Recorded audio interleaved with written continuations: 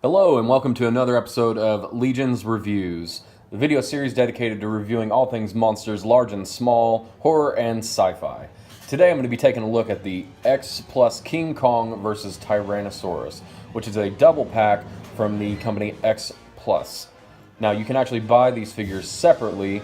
I believe that King Kong runs from anywhere from $100 to $150 by himself, and the Tyrannosaurus is usually around $50 to $100 by himself.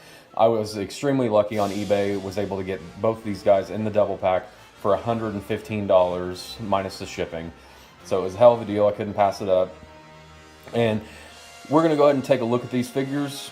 I'm going to start off with the King Kong. I'll tell you what I like and what I don't like. Then we're going to talk about the Tyrannosaurus, which actually is an Allosaurus and not a Tyrannosaurus. But that is just an error from the film, and that was just a lack of knowledge at the time. Now, both of these are from the 1933 film King Kong, directed by Marion C. Cooper and Ernest B. Schoedsack.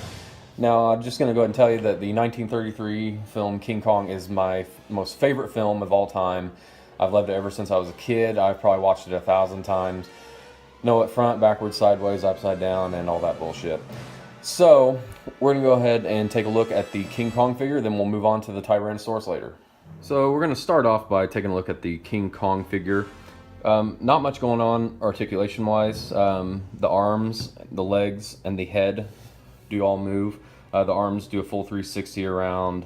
The legs also do a full 360 around, which it's kind of pointless because it's pretty much the only way you can get him to stand up.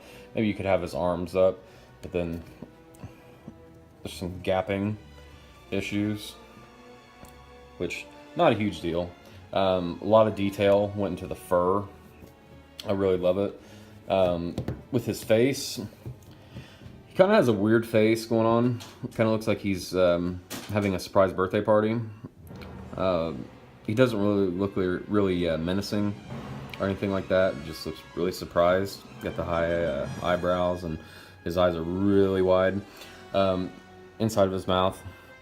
Now you'll notice that there is no color, and this is just meant to mimic the 1933 film, which was black and white.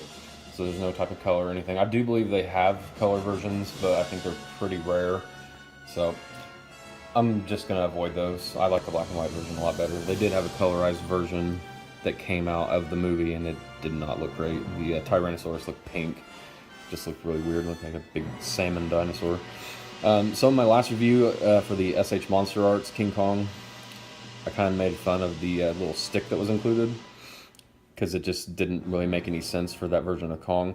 However, this version of Kong, it does make sense, because in the 1933 film, there was a scene that was cut where Kong was taking a tree branch and was ramming it down the T-Rex's throat, which did not make it into the final film, but there are some stills of it online that I've been able to find.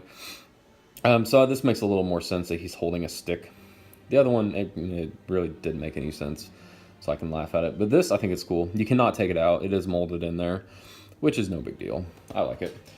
So that's pretty much it for the King Kong figure. So we're going to go ahead and talk about the Tyrannosaurus, or the Allosaurus.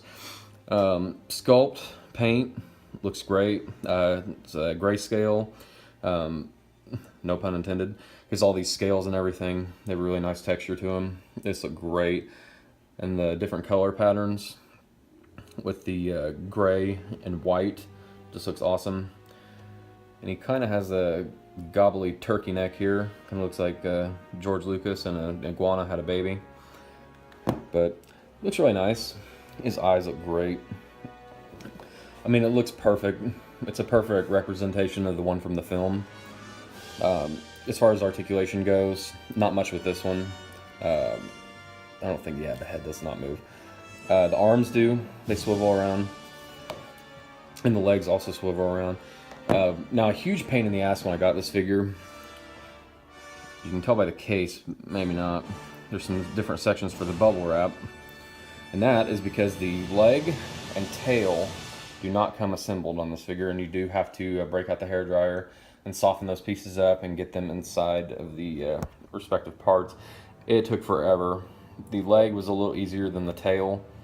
The tail probably took me 30 minutes just to get it to work where I could actually get it in there. It does not spin around or anything like that that I can tell. And to be honest, I don't want to screw around with it and pop that back out because I have things to do. I don't have 30 minutes to sit here and try and put that tail back on. But anyway, Tyrannosaurus figure. I love it. Looks great. And they look really great together.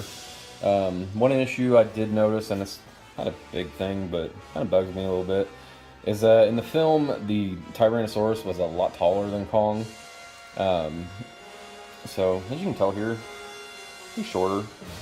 Not by a whole lot, but it's just enough to kind of bug me a little bit, but it's not the end of the world.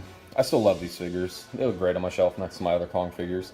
As far as X Plus goes, I don't have a whole lot of stuff from them. I'm not really into the X Plus Godzilla figures. Number one, I haven't won the lottery recently, so I really don't feel like saving up to get a bunch of those. I would rather stick with the SH Monster Arts, a few NECA figures, which I actually just got my Shin Godzilla from NECA today, and I think I'll post something on that later.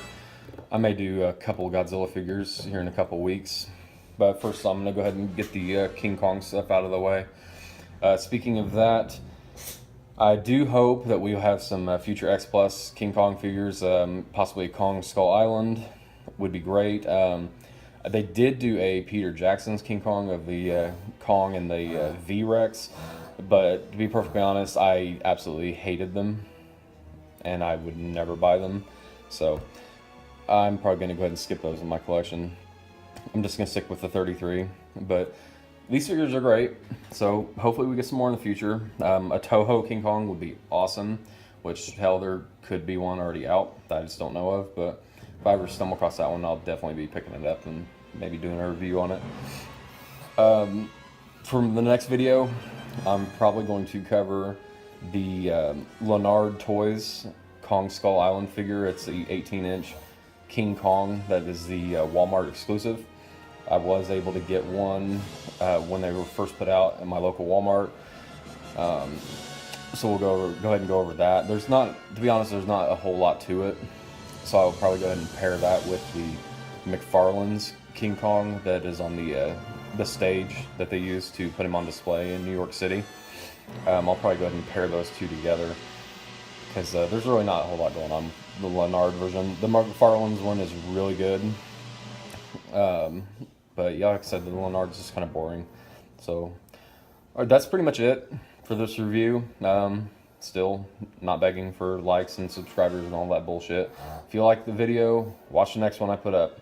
So thanks a lot. Have a good day.